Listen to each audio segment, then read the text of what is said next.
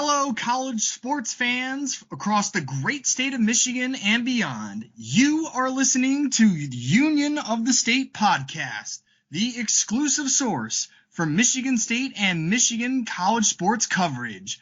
Brought to you by myself, I'm Chicago Joe, representing the Michigan Wolverines, and my cousin, my good friend, good guy Rick, representing the Michigan State Spartans.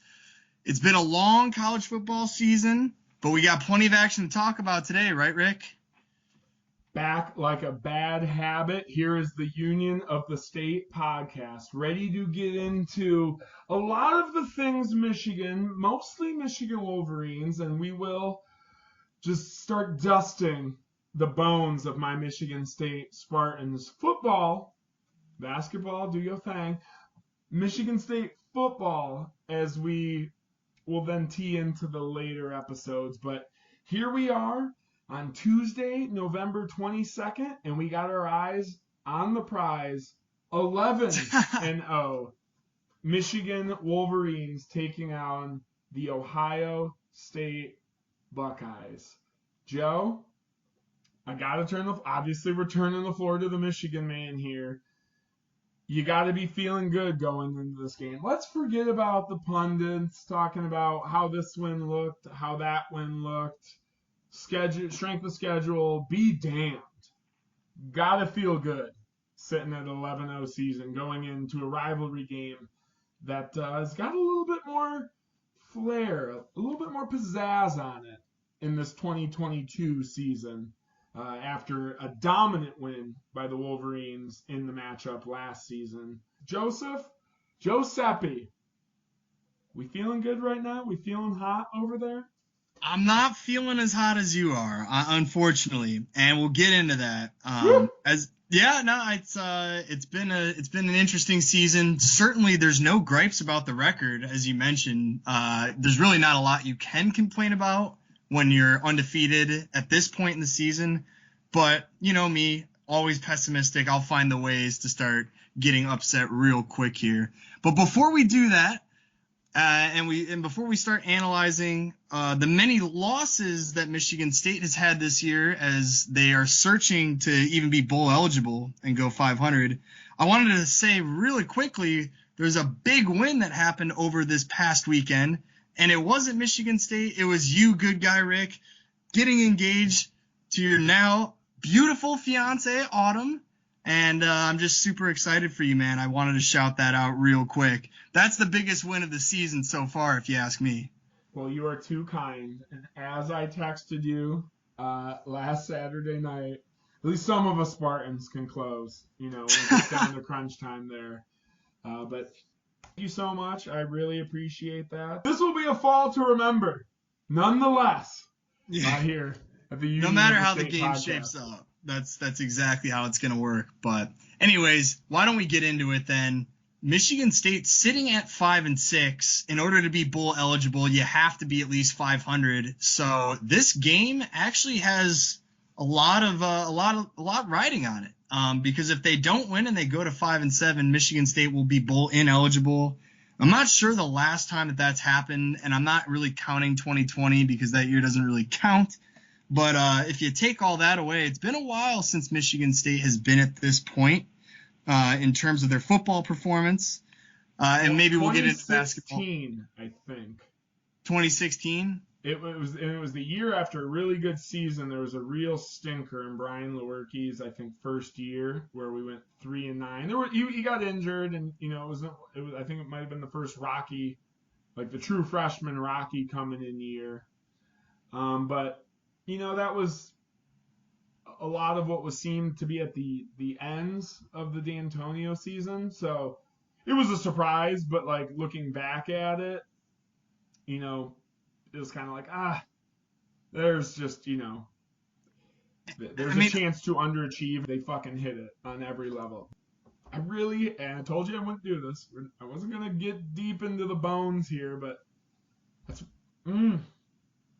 all last week we were hearing how MSU didn't want, the CEO, the coach, Mel Tucker, didn't want to think about bowl eligibility being on the line. Well, I'm glad you weren't thinking about it, because now it's the only thing you're going to get to think about this week as you go into Penn State. Also a game where it's like, are you ready to, for the first time in your history in the school, not have a rivalry trophy sitting in the trophy case? You've handed 2 of them back in Paul Bunyan and the brass spittoon. You're ready to give the land-grant trophy back to Penn State. So much to play for on MSU's side. Really not a lot to say because the team is bare bones as all heck. We'll get into it in later episodes this winter here. Injuries, suspensions, just coaching blunders that you can't even, fib up if you're playing a game of Madden, against an expert computer here right now. So it's really just been a perfect storm of inconsistencies for the squad. Some of which they could manage, most of which they could manage. Very little that they can't. Being injuries, every team's got to deal with it. So I'm not going to pick them apart too much. I will say this would be as big as the Illinois upset for Michigan State. I don't think this game is out of their grasp, but it's just going to be like every game this season. What you've seen, even from the best of them, doesn't show you that they should do it. Borderline that they could even do it. But I do think Penn State has the chance to also pull a little bit of that trickery the opposite way, show you higher levels than they can compete to in the later of the season. So it'll take a lot for the Spartans. If they hit it, great, but it almost looks like one of those years where it might be better to go into the offseason early, maybe fire some people because you're not focusing on a game. We'll get into that next week, but yeah, it would take an MSU versus Illinois-like upset, meaning they got to play darn near perfect football against one of the premier players in the Big Ten, being the running back from Illinois.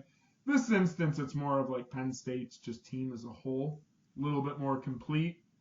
But alas, you're going to have to compete at a higher level against higher competition than you have all but maybe 1 or 2 games of the season. I mean, I'd agree with all that. I don't think anybody could have expected that this is the way the Spartan season would have gone. But regardless, we now find both of our teams that we're discussing today are kind of in, playoff mode starts now. And for different reasons, because obviously if Michigan State doesn't win, their season is over. They won't play any more games. And on the Michigan front, they don't beat Ohio State, it's unlikely that they will be able to compete in the actual college football playoff. So, surprisingly and unsurprisingly, both teams still have a lot to play for, but just for different reasons. But why don't we get into that now? Because obviously that loss to Indiana was, that would have guaranteed the postseason berth. Now you got to play Penn State and hopefully come away with, like you said, another upset. They made their path a lot more difficult. And I'll just open the floor to you. Some general observations against Indiana and then sort of what that will spell going forward as they head into the battle for the land grant. The best piece of paper in the whole college football rivalry landscape, right? I mean, it's a bookshelf. It's a nightstand. It's an armoire. I mean, that trophy can be whatever you need it to be. So having that around your campus, for an extra season is very key, between these 2 agricultural programs. But, it's really where, I saw everything I needed to against Indiana. Coaching blew that game. I mean, wide open. Yeah, your team's weak. You knew that defensively. You lost 5 players to suspension after you had about 4 out just from pure injuries. Going back to the very beginning of the season with guys like Darius Snow, Chris Bogle, D-end, Jeff Petrosky, D-end, haven't seen them in weeks. And then, And even before all of that, they were already one of the worst passing defenses in the entire country. So even before that, there were problems too. Yeah, and a lot of that too is, I feel like, a little bit of, not going to shed it all, but that's a little bit of the coaching not adapting and refusing to. I do think that Wisconsin game, they changed it up, their scheme, and oh my gosh, go figure. It worked because the team you're playing didn't plan on you doing the thing you done for so many gosh darn games in a row. But And then obviously a little bit of a better performance against Michigan when it comes to the defense, specifically the passing. Uh, who knew? Changing up what the team's planning against you could work. But outside of that, all these players down, poor scheme, people calling for Scotty Hazelton's job very early, is not recipe for success down the line. This team has a lot that it needs, and it all did defensively going back to last year. A lot of those games in which either were close or outright lost to Purdue and Ohio State were because of passing defense ultimately. So it's a little bit of like, well, is it your players who can't fit your scheme, or is it your scheme who can't fit your players? And I was on the latter. I do think Scotty Hazelton turned it around. I do think the arrows are now pointed at one Jay Johnson when it comes to MSU. But, I mean, it starts from the top down. Mel Tucker was very lucky for many games, and I could even point to a couple last year in the close games, ultimately, that his missteps coaching didn't cost them. Indiana last season. Rutgers at half last season. We saw the same rush the field goal unit out there, miss a field goal. That just seems how he might coach when it comes to special teams. So I want nothing more than for MSU to beat Penn State this week. But I do think, as I told you offline, it is time for changes to be made in the MSU coaching room. You've had your same guys here for 2.5 seasons, almost 3 seasons. You're going into that key third recruiting cycle right now. First one that was mired by COVID issues and lack of being able to see people in person issues. So taking a little bit more of a gamble than you are now. So maybe the extra month is better for recruiting. It's definitely better for firing coaches and replacing them. I don't know how many there are going to be. But I do think it's time for MSU to level up, not from a player standpoint, as our coach likes to say. Yeah. There need to be better minds in the room with him. I mean, I don't want to stay on it too long, but our field goal kicker is a graduate transfer from Auburn who barely played there. He's from Rochester Hills, a local. So he gets lined up at MSU. Well, guess what? He's a lefty. Do you want to know how many field goals he's made from the right hash this season, no matter location? How many? Yeah. That's the number. 0. Wow. A big one. MSU is driving the ball against Indiana after you gave up an 80-yard touchdown run. Now your defense is fairly weak. Someone snuck through. After you gave a 100-yard kick return, or whatever it would be, 80 yards. Oh, I really wish your special teams would be so bad, but come on. You have the chance to control the game. You take your time trying to score. Damn right look like you're not trying to. You look like you're trying to go for the field goal. Then ultimately, you run those 3 plays all to the right side. Bury your kicker on the right hash. He kicked a field goal from the middle of the field earlier in the same game at double the distance.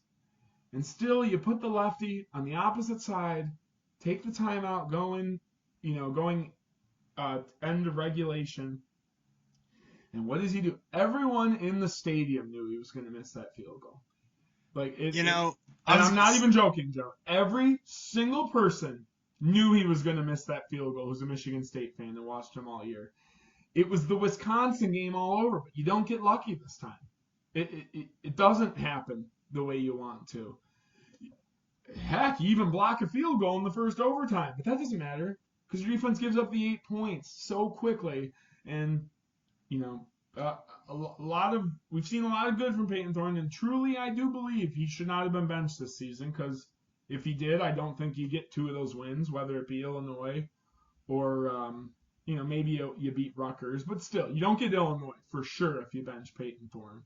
And you probably get your pants blown off against Michigan, putting in some random quarterback.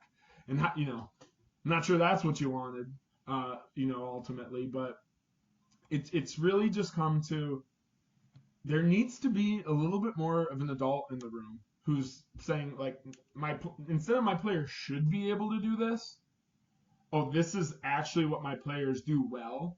So I'm going to lean that way versus what they should be able to do. Again, we don't see them inside and out, but everyone and their mom knew unless Ben Patton was on the left hash or middle as a lefty kicker, there's no way he's hitting that field goal. Doesn't matter how close you are. He hasn't done it all year. That kind of defines your guys' season, right? Like, a problem with a lot of mediocre teams is that they'll come up with a really nice win and show you what their ceiling is, and then that raises the hopes and the expectations that success can be replicated, and then you lose to a bad team. And that's kind of how a lot of middle of the pack teams are defined. You know, some nice wins, but also some really bad losses. Allow me to throw out sort of an analogy. Like, when you look at the pro game, being in the middle of the pack is probably the worst thing, because you're faced with more questions than you have answers. You know, at least if you're a bad team, you know generally who you need to fire, what new players you need to pick up, you know, like where are your deficiencies on both sides of the ball. Michigan State right now is the definition of mediocrity. And if they come up with a win, they'll be 6-6, which is 500. If they lose, they're still in the middle of the pack in terms of the larger Big Ten. And I can see why you would think, you know, I kind of just want to lose this game, get this season over with, because at least then it'll start to produce the type of action that could lead to greater change down the road. You get a nice win against Penn State, you make a bowl game, depending on who you play, maybe you win or lose. Maybe there's not going to be the sort of drastic measures that are going to be taken as if they just completely miss altogether. If you think in the pros, right, a team that's on the bottom end of the league, they are in rebuilding mode. They're going to get a high draft pick. They're going to be able to reshape the team. And there's a lot more of an obvious look at what's wrong and what can be changed, as opposed to a team in the middle of the pack that not going to get the best draft pick, not going to necessarily know what the problem is, because, you know, and you can look at Michigan State's season. There's a litany of reasons why games have been lost. It could come down to coaching, bad execution, et cetera, et cetera. So you guys are actually in a more precarious position, I would say, than had the season just been a complete bust. And a great example of that is Michigan. You know, in 2020, even though I said the season didn't count, you know, that was easily the worst year under Harbaugh, under his many years that he's been at Michigan. And the next year they turned it around, beat Ohio State, go to the CFP. Those are the types of seasons that cause the uncomfortable questions to be asked, and therefore the uncomfortable decisions to be made as well. So Michigan State coming away with that loss to Indiana, you know, that's one of those games where you have to look in the mirror and say, what do we want to be? If Mel Tucker is a defensive coach, where's the defense that continues to plague us? This isn't a rebuilding phase anymore, I would argue, or is it? Because, I mean, it's been 3 years of Mel Tucker. So what is the strategy? It most definitely is a rebuilding, though, because if you count the 2020 year as Harbaugh's worst, I mean, we had the same record as you, and we played. You guys almost made it last year. Had you not lost to Purdue, you know, went over Michigan. That's hardly what I'd call rebuilding, but I do know what you're getting at. Well, the thing is, we have about 10 solid D'Antonio coach pros on last year's team. We have Kenneth Walker. Couple other pros that get drafted. I mean, they're the D'Antonio guys I'm talking about. The thing was, there was always going to be, well, when you put a guy like Kenneth Walker on that team, that's literally what raised the floor. I mean, I was in the local street. You know, people talked about before this season even happened. You don't beat Michigan if you don't have Kenneth Walker. Correct. And I never facts, but we had him. You know, so that's what matters ultimately. So it really microwaved our squad last year. And now it comes in, on top of the litany of other things that we've talked about with injuries, you know, you're not going to live and die in the transfer portal. That was a 2020 season where his recruits even coming in, outside of a guy named Keon Coleman, a non-Michigan State couldn't name one Mel Tucker recruit that plays right now. You know, right. He's still with D'Antonio guys, or he's still using transfer portal guys who this year definitely lesser than last year. Obviously, a guy like Kenneth Walker really weighs it. So it just gave a lot of people a lot of false hope that they've graduated outside of the rebuilding. But it's, you know, and that's why with college it's a little harder with rebuilding, because you were a brand in college sports versus it matters way more than in the pros because money flows around. A coach goes there, a trade happens, a big pickup, can spurn some things, get some other guys going. We're in college, you're talking about people in the middle, most important development years of their life ultimately. So you got to sell them on your school as the place to be. And now I know there's a side of that with transfers, but you don't build a Michigan, an Ohio State, an Oregon, Alabama. None of those teams are built through transfer portals. Now, all those teams, with especially guys like Alabama, they may pull the best of them from the portal and add them to it, but the foundation is going to be recruiting. And we've only had one MSU recruiting, or two through Tucker. One that was right where D'Antonio left off at 2020 in the 40 to 50. Last season's, I think, was the top 25. This season's gearing up to have more 4-stars than D'Antonio's ever had total right now. And again, that isn't the key to success, but that is the foundation to success. Well, let me add to that real quick because I think you brought up a really good point. There is a difference between rebuilding in college and the pros. The pro landscape is a lot more dynamic in that people can be traded willy-nilly, which is not the case even with the transfer portal. Or even drafted willy-nilly. People hate. Right. People don't want to go some places they're drafted, but they have to sometimes. Because that's what I'm saying is in college, if you look at Harbaugh, his first 2 years gave the program so much hope. In the first year, yes, we got clobbered by Ohio State, but save for the loss against Michigan State where they had trouble with the snap, that was a really successful year. Michigan goes on to clobber Florida in the bowl game. Next year, they were ranked number 3 or they were ranked number 2 going into the game in Columbus, foreshadowing. And then they ended up losing because the refs were on some BS the whole game. The point I'm trying to make is this. The first 2 years for a new coach in college, they're essentially running the system with players that have bought into a previous coach's philosophy, and therefore there's a lot more synergy with the entire program. When you're really looking at college, the rebuilding for a new coach honestly starts around years 3 and 4. They say the hardest is the year 3, because that's the year you're losing the guys before that could be well coached. And in this case, not pros that D'Antonio had, but a lot of solid guys. The Jacob Panaschuks, the Drew Beasleys, obviously Xavier Henderson, who's still on the squad now. Like, these are guys that without them, I don't even know where it would have been, last year. They're not the Kenneth Walkers that really got everything going, but they're the guys that knew where to be at the right time. Right. And that's kind of my point, is that the rebuilding for Tucker kind of starts now. It starts now. It started or it's already started. And with Harbaugh, after that second year, you look at Michigan from 2017 through 2020, those are, in my eyes, the real rebuilding years of Harbaugh, because they didn't accomplish anything. The losses to Ohio State got increasingly more ugly, because you can't call it rebuilding in the first few years when you're working with the guys that were recruited by the other coach. So I think you bring up a really good point right there. Now it's going to be up to Tucker. Okay, this is as low as it can go. We don't want to miss the playoffs. Where do we go from here? And Harbaugh took a long time to figure out that question. Now it's going to be up to Tucker to do the same. The turnover is real with your players, and it's very real. It's only going to get realer.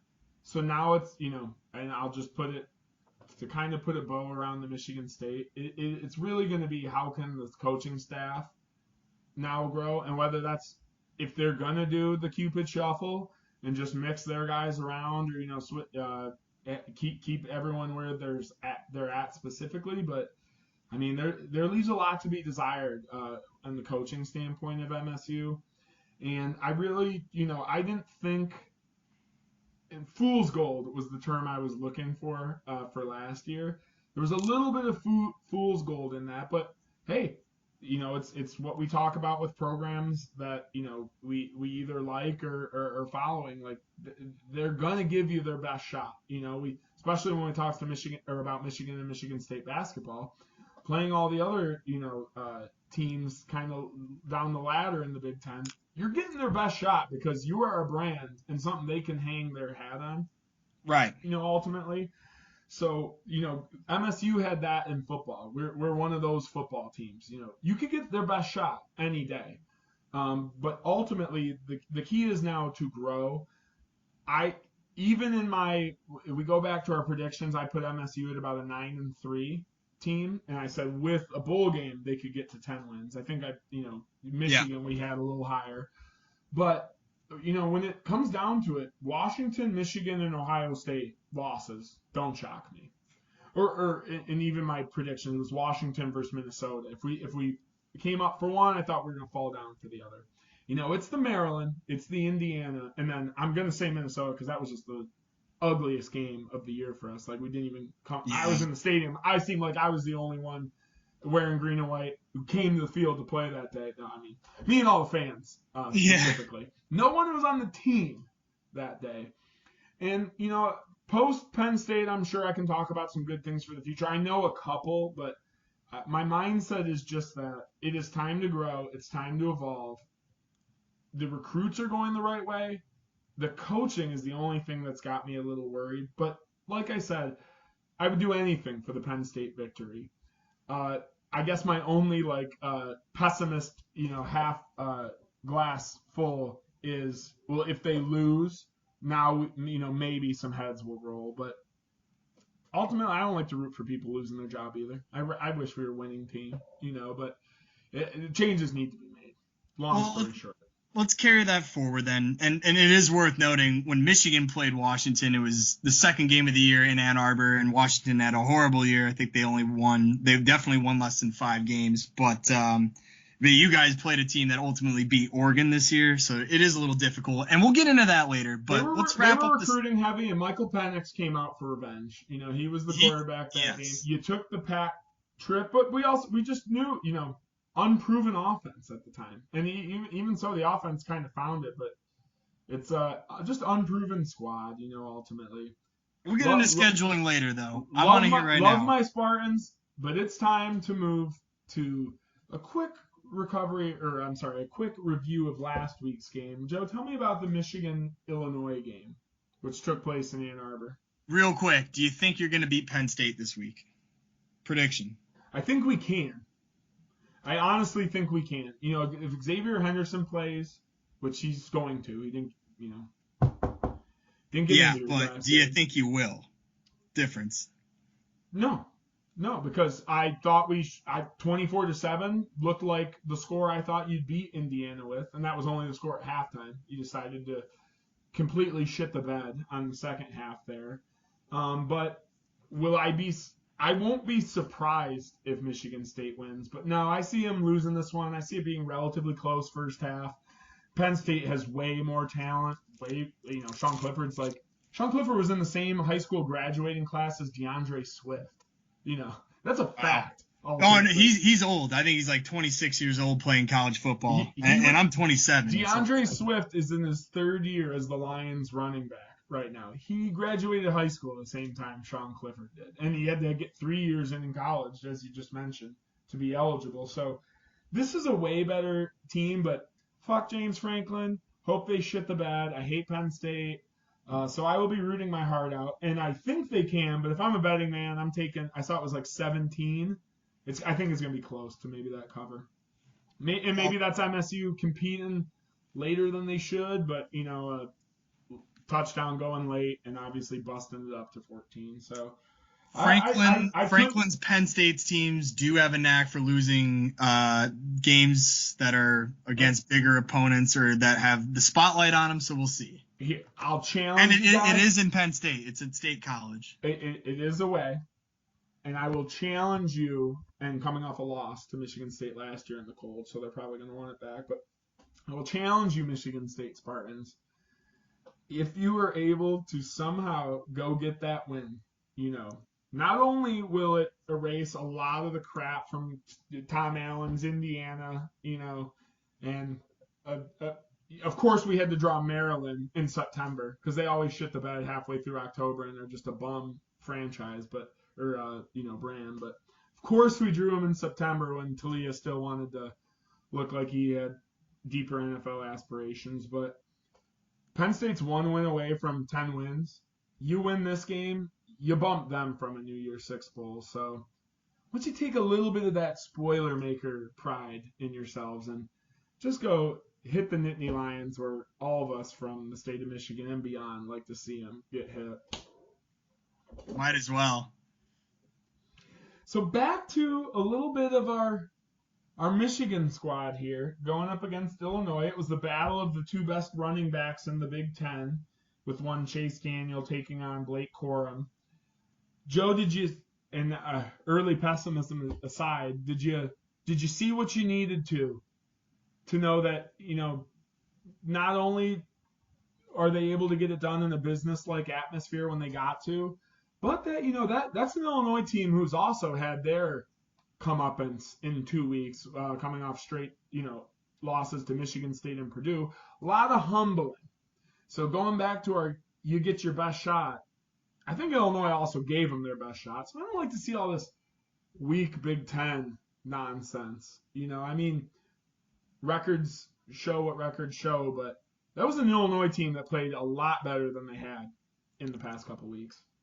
Yeah, and it's definitely getting to the point now for Michigan where it's not just Ohio State. We are getting every team's best shot. Even the Rutgers game, Michigan was losing in the first half, and I don't even think that Michigan had done anything wrong against Rutgers. I just thought that Rutgers was playing amazing. And they even had that punt or something, right? They had that, and then when they scored a touchdown, then immediately went for the onside kick in the first half. These are the tactics. Kind of a douche, though, so. No comment. But do you see his victory for when MSU was in victory formation against him? I did not know. He back-to-back plays. He had his D-line submarine the state guys in back-to-back victory formation plays, where their entire D-line just chops the legs down of the O-line. These are the tactics that teams that know that they're outmatched on paper are going to do to try to turn a game into a game of chance, and luck will always favor the underdog because they have less to lose than a team that should win statistically, who has a lot more to lose if something doesn't go according to plan. And I will say this. I think the game that Michigan played against Illinois is a very good overall representation of how the team has played all year, the way that they like to play teams that they believe that they are better than, and what they're going to do come crunch time, of which there hasn't been much for Michigan this year, but I guess I'll get into it. Illinois is not a bad team. They were only unranked going into this matchup, having lost 3 in a row, including the one to Michigan State.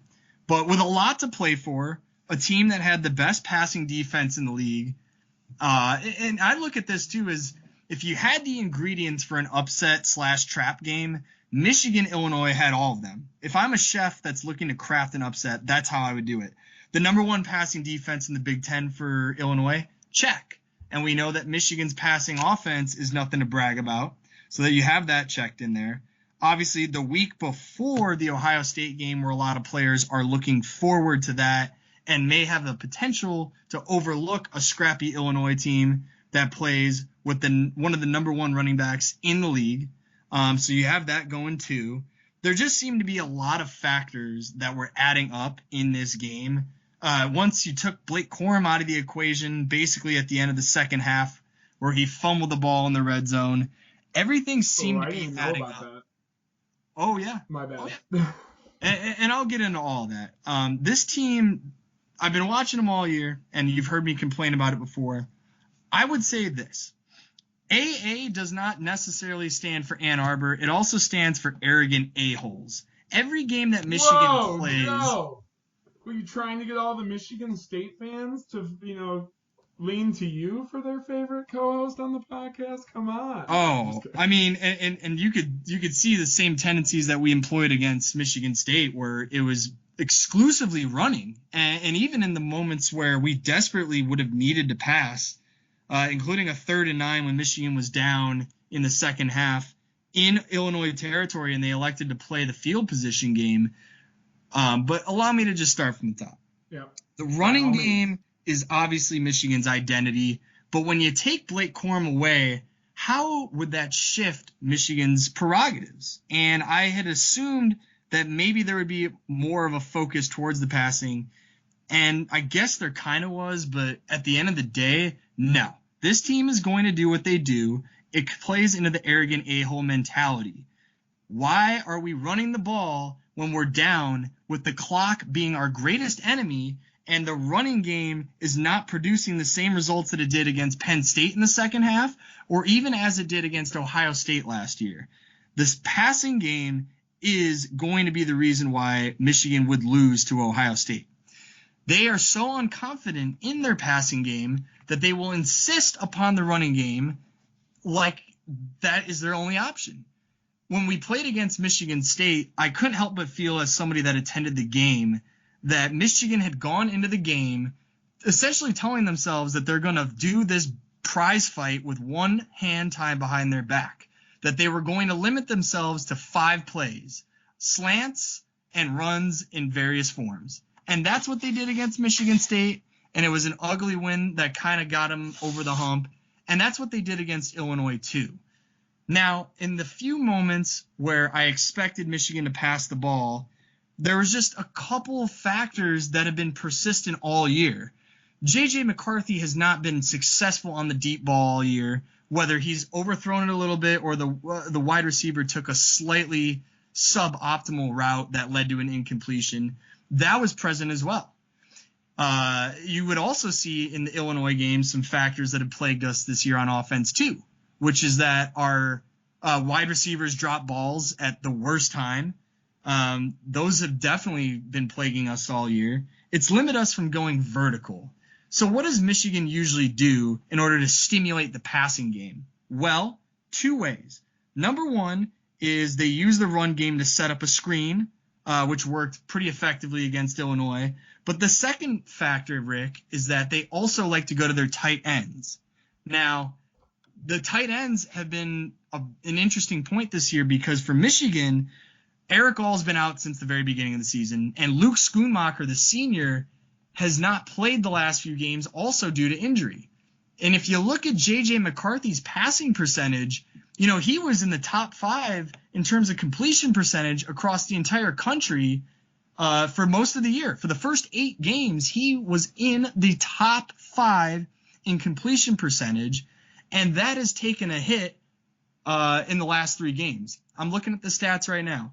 McCarthy threw over 60% completion up through Michigan State, and then starting with Rutgers and Nebraska, 48.1 and 47.1 completion percentage respectively. And against Illinois, just barely over 50%. And there's a litany of factors that play into that, but I'll make it easy for you right now. Guess when Luke Schoonmaker got hurt? You know, he got hurt at the very beginning of the Rutgers game, and Michigan's passing attempt has suffered ever since. So a team that is historically, under Harbaugh, been one-dimensionally slanted towards the run game has now become even more one-dimensional to the point where now the running game is being affected, and it's affecting the passing game. And it's a downward cycle where everybody knows that we're going to run, so we're going to run until it puts us in an obvious passing down. And then our receivers who have problems with drops all year and the lack of our top 2 tight ends, there's no threat in the passing game whatsoever. And you saw that very clearly against Illinois. You saw that against Michigan State too, where it was a field goal fest from Jake Moody basically the entire game. I mean, other than the Smoke first him if you got him, Joe. Talking to a team that wishes they had a field goal kicker. Smoke him if you got him. And he's smoking them, but my point is the smoking of the field goal variety is not going to beat Ohio State. The field goals might beat Michigan State and other more sex appeal. I mean, ladies love the long ball, right? And that's kind of what Moody provides us. And that's why, and you know, not to cut you because I love where you were going, but I just wanted to start that little dialogue. Is that's where I thought this J.J. McCarthy experience was going towards the long ball. So, I mean, not to be obviously the spoiler alert there, but And as you went into that, I couldn't even name. I would have guessed Jake Butt was still your starting tight end because just haven't seen that tight end get some love. But now the Schoonmaker name obviously rings a bell there too. So that's losing that weapon for a guy like McCarthy. Obviously, as he's finding his footing as a premier pass thrower in the Big Ten. Well, Jake Butt's now commentating for Big Ten Network. I actually noticed that. He did a good job too. I forget what it was. Probably Rutgers State, I think he called it. He was good on it. But allow me to, as you were getting into tight ends, I'm like, oh, Jake Butt's still there. No. Well, Jake Butt had the tightest of ends, but I will say this to make my point: Michigan's passing offense has been at best neutral, but at worst it's been a liability. To the point where it does not pass my eye test in terms of beating Ohio State, which is the ultimate barometer for Michigan fans. And then anything beyond that is just icing on the cake. I'm saying this. Our passing game in the last 3 games has regressed. Everybody expected J.J. McCarthy to elevate this team to a new level. And I think as a result of playing the caliber of competition that Michigan has played all year, it has lulled us into a false sense of security that no matter what, the run game will bail us out of trouble. And I just don't think against greater competition that will ultimately be the result that we win a football game. J.J. McCarthy has regressed this year. The receivers have either been stagnant or, if you view it through a pessimistic lens, they've regressed as well. And those are the aspects that I'm looking at in the game against Illinois that make me feel that we will not be able to hold a candlelight to the offensive efficiency, which is the Buckeyes, which is who we're obviously playing this next week. Overall, Blake Corum seems to be healthy for this week. I expect us to continue the running game just like we did last year when we pulled away from Ohio State in the second half by scoring on every one of our possessions through a mostly run-heavy offense. I don't know if that's going to be the same story this time around. And if it's not the same story, the question all year has been, can JJ and the passing game hold their own at least to a point where it can reestablish some sort of a dual threat where the defense doesn't stack the box every single play, and the defense at least has to respect the fact that JJ can throw the ball. Not only do they not respect it, it is complete disrespect. And you saw that, and that's why Michigan, again, just like against Michigan State, had to fall into a pattern of settling for field goals. And the last overarching conclusion that I can draw based on this microcosm against Illinois is that the reason why Michigan's red zone offense has been so poor all year is because I would argue that they've relied on the same running attack that they keep doing, running the ball on first and second down, and then expecting a miracle to be pulled out from our mediocre wide receiving group, our now third string tight end, and a quarterback that has sorely lacked the experience he's needed to develop in order to present a competent passing attack. Our offense in the red zone has been very bad, and it's not giving me any hope that we can, punch the ball when we need it most. The only touchdown that Michigan scored against Illinois was on the first drive of the game last week. And we've scored touchdowns on, I believe, 8 out of the 10 games we played so far, if not 7 out of 10. And the reason is because in that first drive, they open up the playbook, there's passing, there's a dual threat of a run and a pass. And as the game goes on, especially after that first drive, if they score a touchdown, there's no longer a dual threat, and the team slows down. They slow down across the game, and they slow down in the red zone to the point where the field goals are really our only mechanism of scoring. And the turnovers last week didn't help, and the drops didn't help either. But the larger story is, can this team rely on the passing game when they need to? Can they break out of their comfort zone and keep their foot on the gas pedal and essentially replicate the success from the variety of plays that they are calling earlier in the game and do that same thing in the third and fourth quarters? Michigan's been a second half team all year, right, Rick? They've absolutely blown teams out of the water in the second half. But it's not because of the play calling. It's because Michigan's time of possession is so high in the first half that eventually the runs start to break through in the second half the big plays come from the running game because the defense is tired. They've been on the field the whole time. Mm-hmm. I don't know if we can replicate that against Ohio State. If you put a gun against my head right now, I would say Ohio State's going to win. The weather looks like it's going to be rainy, and I know there's a lot of talk about the weather lately based on how Ohio State played against Northwestern. Give me a break.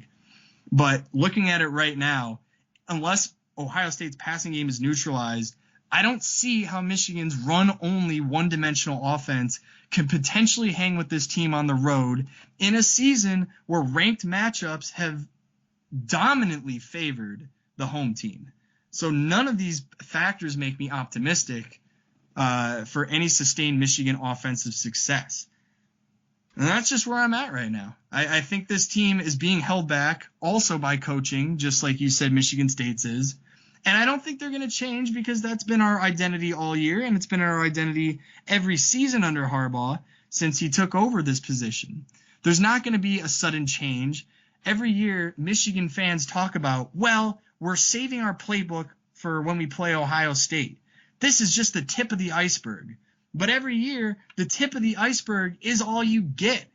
It's literally just the whipped cream on top of an ice cream cone with none of the ice cream, and the cone has been eaten out, or you already dropped it to the ground because your fingers got sticky and you fumbled it. It's more of the bread and butter than the tip of the iceberg there. Like, that is the core, when you're coming for it. That being said, a little bit of devil's advocate. We haven't really seen J.J. McCarthy go for that game yet.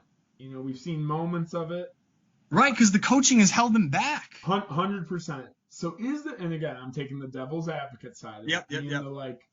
Being the Michigan fan that you're probably talking down at a little bit here, but is there any chance that when push comes to shove in this week and you can't go Blake Corum for 5 yards every carry, or, him and Donovan Edwards, the team of them, can JJ rise to the occasion? This was the reason he was given the reins versus Cade, because if there was ever anyone to do it who had the throw when the moment was biggest, stakes were highest, JJ was a better guy to do it than Cade. I would say that last week proved to me that no, this team can't do it. They were able to overcome Illinois. I don't think that same effort with drop passes and there were times where JJ made the throw, the pass was dropped, or some other combination of factors led to the play not being executed properly. And then on the next play, there were a couple instances where JJ slightly overthrows the receiver. That's my point, is that the team has not allowed JJ to develop to a point where him and the receivers are in rhythm and on the same page. You don't see many plays from Michigan where, 15-yard pass play here, that turns into a 8-yard screen, and they get like a 30-yard gash. The passing game has no rhythm, and so even if there is one drop, it's like going back to square one. Like the team, and especially JJ, has not been able to get into a rhythm in terms of passing all year. And if there was any time for that to have taken place, it should have been against Illinois, where they were down by 7 points going into the fourth quarter. And instead they had to win with 3 field goals. If there was ever a time for those passes to have been completed, which there were multiple instances where there could have been a big play across that whole game and the whole season, and they just weren't connected. If the passing game cannot get into a rhythm, and it hasn't gotten into a rhythm in 11 games, I would not expect that to magically change against Ohio State just because all of a sudden Harbaugh decides to open up the playbook. Like, you can open up the playbook all you want. You can't even get the basic passes done right. If you can't even do the basic things right, why am I supposed to believe that all of a sudden, if Michigan lines up 4 wide receivers, that anybody's going to be shocked that we go down the field? Like, I just don't see that happening. Yes, I think he can do it, but if I'm looking at results purely, I'm not seeing it. And it's almost Thanksgiving. So if I haven't seen it yet, when's it going to start? This is ultimately a huge symptom of the Harbaugh philosophy, and I don't want to be a team that beats up on a weak Big Ten only to get cracked by Ohio State, which is built to win the big games. They're built on high-flying offenses, big passing plays. We're more built on ground and pound, which works well when you're going in the Big Ten. But once you start playing higher competition, later in the season, especially these high-flying teams from the SEC, which are all built the same way in terms of passing, I don't know if we can hold a candle to these guys. And I hate to use that expression again, but that's exactly what happened against Georgia last year. JJ was supposed to be the factor that elevates the game and gives us that second option in terms of passing. And I just haven't seen it, Rick. I just haven't. And that's why I'm not very optimistic about this game. I've seen everything, and I've seen every game. I've seen everything that Michigan's offense can offer. I mean, it would take a lot of gimmicks and surprise plays, which under Josh Gaddis last year, Michigan was able to do that pretty frequently. This year, the only trick play that I can really recall was like one flea flicker that we did. And that's why I think this team has regressed offensively, even if the stats don't say that. That's what it looks like to me. I'm going on the eye test here. And it is crazy because looking back to 2006, the last time these two teams were undefeated and also going into Columbus, I mean, that team had Mike Hart, who's now the running backs coach. He was a beast. But Chad Henne is still in the NFL, and he was a legitimate passing threat with Mario Manningham and co. I can't even name – I don't think any of our receivers are scaring anybody. And the only people that would have were the tight ends who are both injured. So it's going to be interesting. I think it's going to be a great game. At least I will say this. Having beaten Ohio State last year, it has at least given this team hope that they can do it again. Because everybody knows, I mean, last year was like David slaying Goliath, Rick. Me as a Michigan fan, I had adopted a defense mechanism that I think a lot of Michigan fans had, which was just to expect utter failure. I mean, looking at 2017, 2018, 2019, Ohio State's beating us by 40 points, putting up 60 points on offense, and Michigan not even coming close. It legitimately got to a point for me that I thought to myself, I don't think we can ever beat these guys ever again.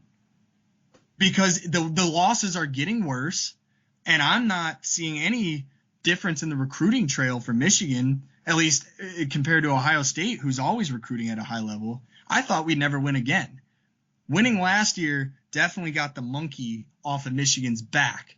It's up to this team now to continue to build upon that legacy. If they have hope and inspire hope in the Michigan fans, I feel like this is a game we can win, which I couldn't say the same for most games under the Harbaugh career other than 2016.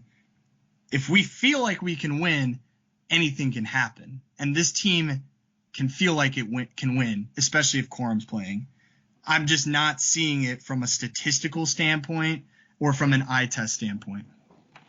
Now, I get what you mean when it comes to recruiting, because there is Ohio State, then there's a drop, then there's Michigan, then there's a bigger drop, and then there's where teams like Michigan State find themselves. Penn State's probably between, actually sometimes they even get up there closer to Ohio State. They're pretty wild too, but I know what you mean with those really high-end athletes. I mean, you even look at Ohio State's receiving room. That's all you have to look at to be like, how are they?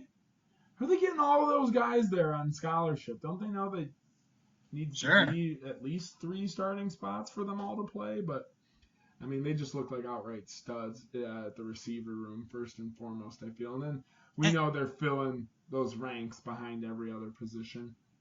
We have a great offensive line and we have a great running back, but all indications seem to show that, if Travion Henderson is ready to go, which it seems like he's limited in practice, so we'll see. I mean, it's just going to be this is what makes this game so exciting. It really is 2 different styles of offenses. One's running based and one's passing based. What's going to prevail?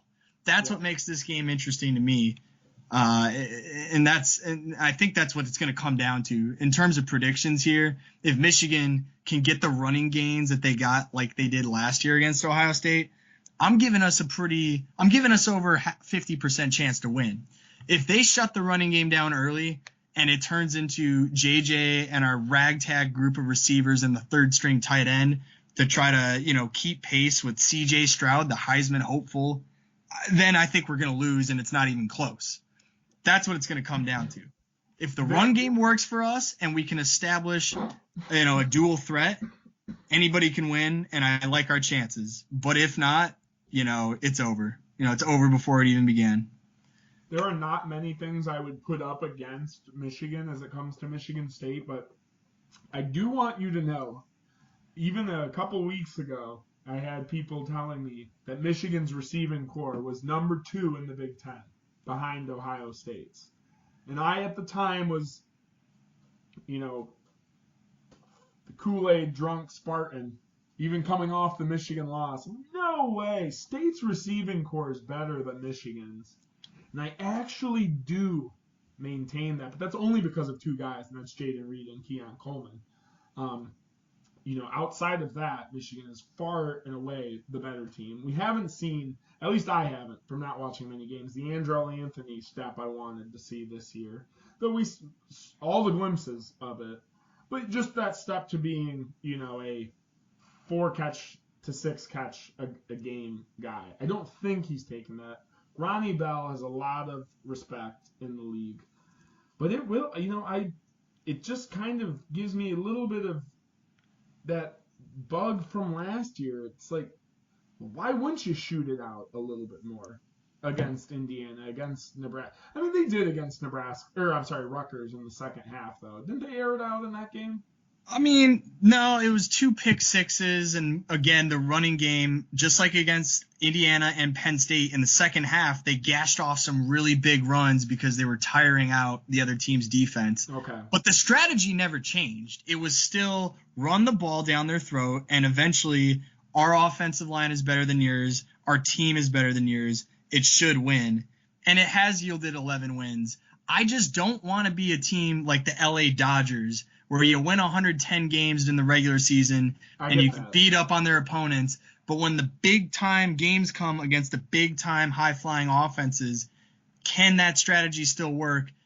It worked last year, but it didn't work against Georgia, and it's worked this year in the regular season. We will see. We will see if that strategy prevails. But I just don't think long-term. I mean, the eye test right now is just not looking good for us. We should not be struggling against these teams that we have been. Some of the first half results, including against Penn State, made you think that even though Michigan was statistically dominating, that there's something wrong because they're settling for too many field goals. If this team really is as statistically dominant on offense and defense as it says it is, why are the games so close lately? Against teams that, really should, without trying to disrespect anybody, Michigan should be blowing them out. Mm-hmm. And they've been winning by a large margin, but just looking at the games as each game individually, there are so many causes for concern in each of them, and I feel like all those concerns were really brought to light against Illinois. Thank God they came away with the last second victory, but that's why I wanted to use this Illinois game as a microcosm, because all those flaws in this Michigan offense were very, very pronounced and very obvious. And those same flaws, if they continue to happen, which I don't see any reason they won't continue to happen, are going to doom us against Ohio State, which is really our only real competition all year. No disrespect to Penn State, but, James Franklin can't really beat Harbaugh. Unless they have a whiteout game against us and Ronnie, or I forget who it was, but one of our receivers drops that ball in the end zone to potentially win that one game back in, I believe, 2019. But anyways, I'm going to leave it at that. Go Blue all the way. This team has a lot of potential. It's being held back based on the conservative play calling. It's not 1970s anymore, okay?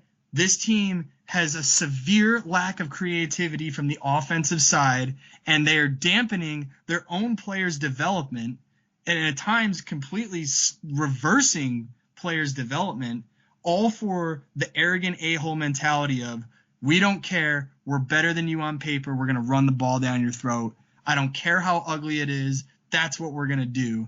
And it has resulted in some ugly wins, thankfully wins and not ugly losses, but not going to be good enough to beat Ohio State. Going back to how you said, I do think this is a little bit of, as we talked about last season, the chip on the shoulder.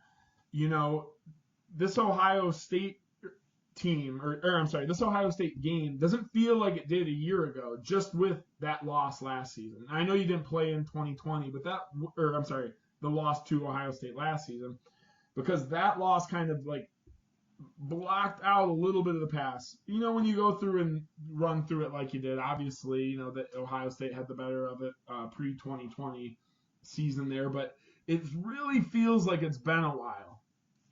Now with that big win last year. And as you said, changed a lot of the tunes of the fans. And I really think that's what it's going to come down to doesn't matter what you've done all season, as we always say, who Right. can come up for it. And there's just so much to play for. And I don't And want honestly, more on Michigan side of it too than Ohio State's, because everyone's been blowing smoke up their butt about better non-conference season.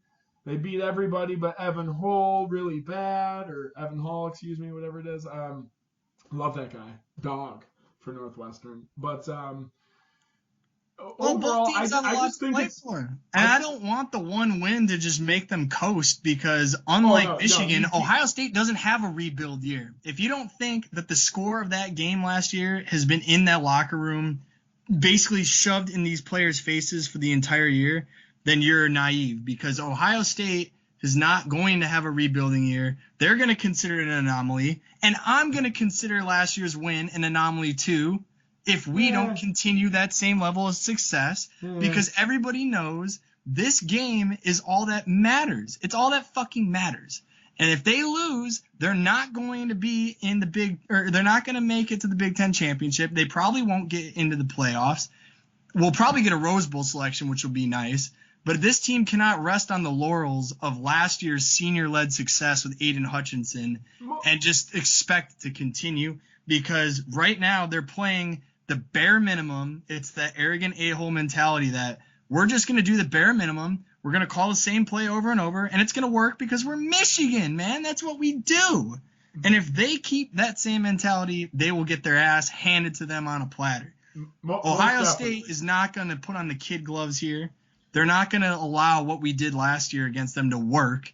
I'd be surprised. So what's the backup plan?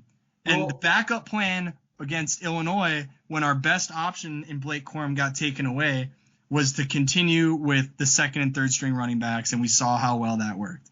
Hey, Anyways, Chris Castellani told me that both Donovan and Edwards and Blake Corum will be first-round draft picks in the NFL. So that's Michigan, Donovan Edwards ain't no second tier running back. He's not. But no. Anyways, let me just ask you this. And there's nothing, you can't hang your hat on it. But if they play them well again this year and barely lose, and I'm not, there are no moral victories to come from it. You'll be just as mad first and foremost. But there is a lot they can do here still to win. And that being said, Ohio State's got a little bit more, as you talked about, college football playoffs, bowl game, whatever it is. There's a lot of Ohio State players that are going to be thinking about the NFL. And maybe if you put the heat on them in the third and fourth quarter, they might start thinking about the NFL a little bit sooner too. So I just see Michigan in that old school D'Antonio spot here that could, thug them once again while they're not looking, and just hit them right between the eyes with what they know is coming. The old-fashioned, they know what we're going to do, but can you stop it sort of deal. A good O-line can go a long way, but yeah, I do think, for me, to see Michigan winning this game, it's going to take a throw or two from J.J. McCarthy. Yep. Not to say we haven't seen this year, but we haven't seen against elite opponent yet, so something he hasn't done, but we know has the capability to do. Yeah, well, hopefully the prospect of this game will elevate everybody to play as best as they've ever played, and that's generally what this rivalry brings out. And so I'll disagree with you that the Ohio State people that are maybe gonna make it to the draft are gonna somehow give up on the game. There's a reason this is the best rivalry in college sports, or as you could argue, the best rivalry in all of North American sports, is because these teams hate each other. Nobody is looking beyond this game. Nobody in any locker room is even thinking about the CFP against Georgia or any of these other teams. All that matters is this game. And so with that being said, good guy Rick, the spread is 7.5 points in Ohio State's favor.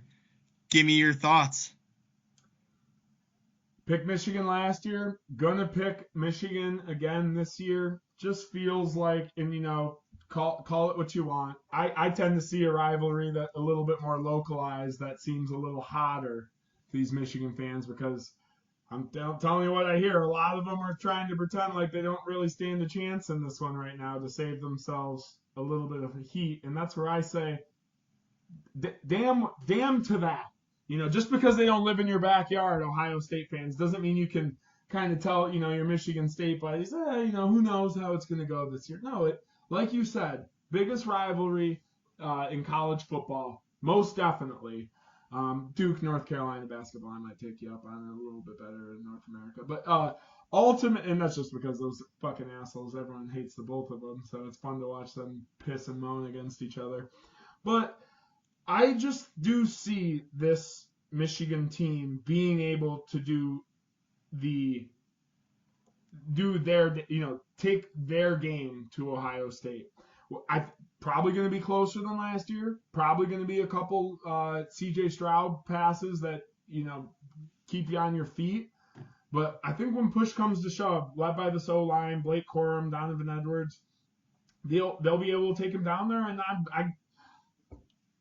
a guy who stood up a little bit for Cade McNamara this season, I'm going to roll the dice and say Jimmy Kakis knew that this was the guy who needed to be in this game at the end of the season, because he's going to have to make two touchdown throws to win this game. So, take 20, take 30 passes to do it. I do see them doing it. Give me Michigan. They're definitely going to kick more field goals than that. So give me a second here. Let's go 37-35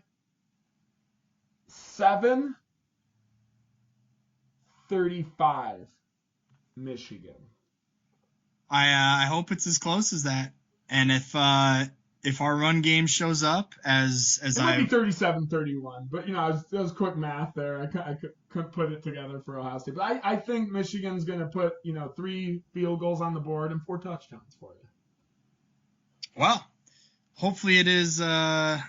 Hopefully it's as close as you say it is. I could actually expect this with the rain forecasted that it could be a little more of an old-fashioned Big Ten grudge match. So we'll see how that goes. But I have no further comment. You obviously know who I'm cheering for.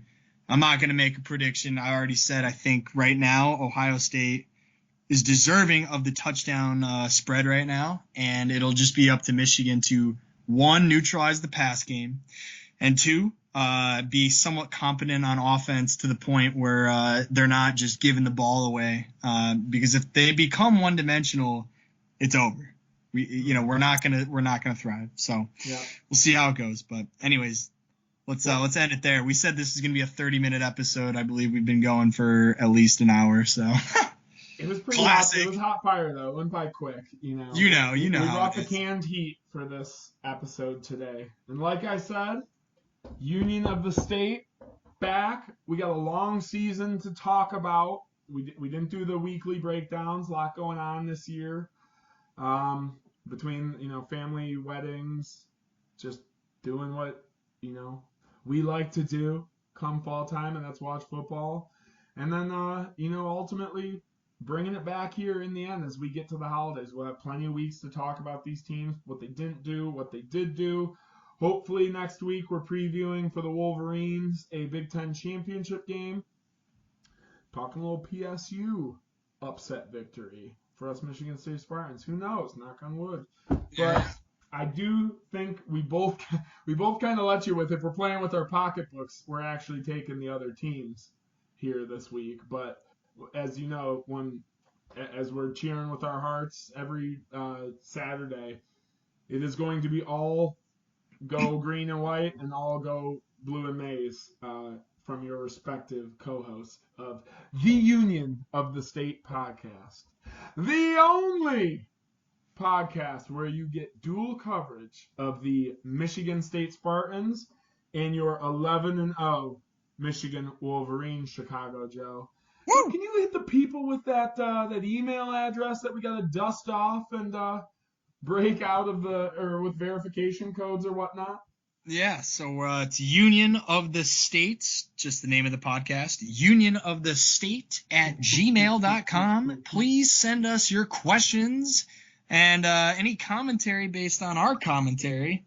We would certainly love to debate you one-sidedly on the next episode, and hopefully we get to some basketball content too. Michigan State looks really good, and Michigan does not. So perhaps, good guy Rick, we could be discussing both of our teams on the other side in terms of how well they've been performing, because it looks like our football dominance is going to translate into basketball underperformance, and perhaps that means that the underperformance for the Spartans football-wise means that the Michigan State Spartan basketball team is going to have a great year. So a lot more to talk about, but we're not going to talk your ears off now in November about college basketball non-conference. But that's all there is to say now. I mean, of course, when MSU beats Kentucky and Villanova in November, no one wants to talk about. No, I'm just kidding. But and they should have had Gonzaga too. For the record, they should have had Gonzaga. But yeah, fucking aircraft carriers, they'll get you. No, but anyways, no, I'm totally with blame you. the wind. We got a lot of good stuff, and Hunter Dickinson's going to be flexing on a bunch of fools all season, so there will be some good on the basketball court, as well as we're wrapping up the gridiron season here. I mean, this, we were spoiled last season. We're still spoiled. Bitch, I'm a Spartan, and who got it better over there, Joe? Who got it better than us? Nobody. We got our sayings. You like that? But anywho, the YouTube channel is Good Guy Rick. We back. I got the one Twitter request that we get these podcasts on Google Podcasts. It came after like a break of no episodes, so God bless you, whoever sent that one Twitter post. But you know what? This episode has so much fire on it, I'm gonna figure out how to get it on the Google Podcast for that one bamf right there. But as always, we appreciate you following us, listening to us, and get after us in those mentions and on email. And if we can dunk on you, we'll definitely try next episode. But as always, I'm Good Guy Rick, representing the green and white, and with my man, Chicago Joe, woo-hoo, representing your maize and blue. Hey, love y'all. Keep on the teams this weekend. Support the brands. Happy Thanksgiving, everyone. Almost forgot to say that. I always forget about that. It's the last week of college football. I can't think about the holidays till after. Come on. No. But anyways, be safe, be with your families, and go green. And go blue.